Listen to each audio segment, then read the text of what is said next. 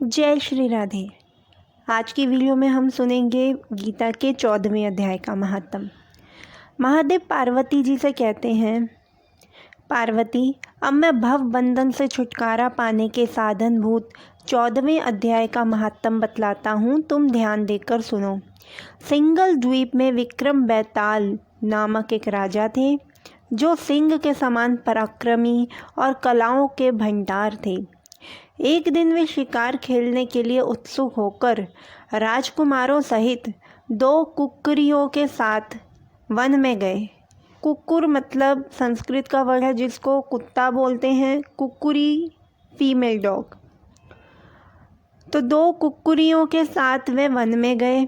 वहां पहुंचने पर उन्होंने तीव्र गति से भागते हुए खरगोश के पीछे अपनी कुक्कुरी छोड़ दी। उस समय सब प्राणियों के देखते देखते खरगोश इस प्रकार भागने लगा मानो कहीं उड़ गया है। दौड़ते दौड़ते बहुत थक जाने के कारण वह एक बड़ी खंदक यानी गहरे गड्ढे में गिर पड़ा। गिरने पर भी कुक्कुरी के हाथ नहीं आया और उस स्थान पर जा पहुंचा जहां का वातावरण बहुत ही शांत था। वहां हिरण निर्भय होकर सब और वृक्षों की छाया में बैठे रहते थे।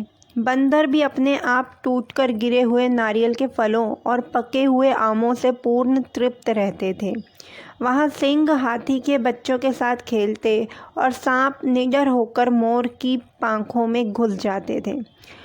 उस स्थान पर एक आश्रम के भीतर वत्स नामक मुनि रहते थे, जो जितेंद्रिय और शांत भाव से निरंतर गीता के 14वें अध्याय का पाठ किया करते थे। आश्रम के पास ही वत्स मुनि के किसी शिष्य ने अपना पैर धोया था। वह भी 14वें अध्याय का पाठ करने वाला ही था उनका शिष्य। उनके जल से वहाँ की मिट्टी गीली हो गई थी। खरगोश का जीवन कुछ शेष ही बचा था। वह हाँफता हुआ आकर उसी कीचड़ में गिर पड़ा। उसके स्पर्श मात्र से ही खरगोश दिव्य विमान पर बैठकर स्वर्गलोक की ओर चला गया। फिर कुक्कुरी भी उसका पीछा करती हुई आई। वहाँ उसके शरीर में भी कीचड़ के कुछ छींटे लग गए।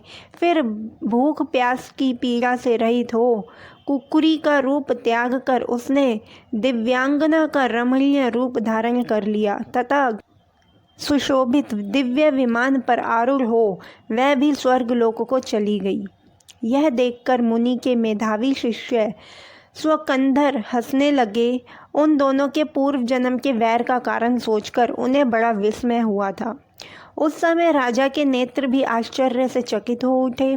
उन्होंने बड़ी भक्ति के साथ प्रणाम करके पूछा, विप्रवर, नीच योनि में पड़े हुए दोनों प्राणी कुक्कुरी और खरगोश ज्ञानहीन होते हुए भी जो स्वर्ग चले गए हैं, इसका क्या कारण है?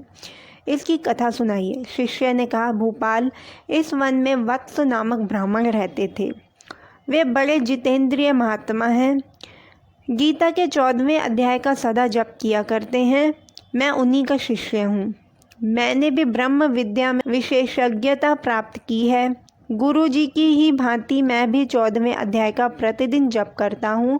मेरे पैर धोने के जल में लौटने के कारण ये खरगोश कुक्कुरी के साथ स्वर्गलोक को प्राप्त हुआ है। अब मैं अपने हंसने का कारण बताता हूँ। महाराष्ट्र में महान नगर है। वहाँ केशव नामक एक ब्राह्मण रहता था, जो कपटी मनुष्यों में बहुत प्रसिद्ध था। उसकी स्त्री का नाम विलोभना था। वह स्वच्छंद विहार करने वाली थी। इससे क्रोध में आकर जन्म भर के वैर को याद करके ब्राह्मण ने अपनी स्त्री का वध कर डाला था और उसी पाप से उसको खरगोश की योनि में जन्म मिला। ब्राह्मणी भी अपने पाप के कारण ही कुक्कुरी बनी थी। वह अपने पिछले जन्म का बदला लेने के लिए ही खरगोश के पीछे भागी थी, परंतु उस कीचड़ में लौटने के कारण वह दोनों स्वर्ग में चले गए। महादेव जी कहते हैं, ये सारी कथा सुनकर श्रद्धालु राजा ने गीता के 14वें अध्याय का पाठ आरंभ कर दिया। उससे उन्हें परम गति की प्राप्ति हुई। आशा करती हूँ आपको ये कथा पसंद आई होगी। इस वीडियो को लाइक कीजिए, शेयर कीजिए एंड सब्सक्राइब कीजिए। जय श्री राधे।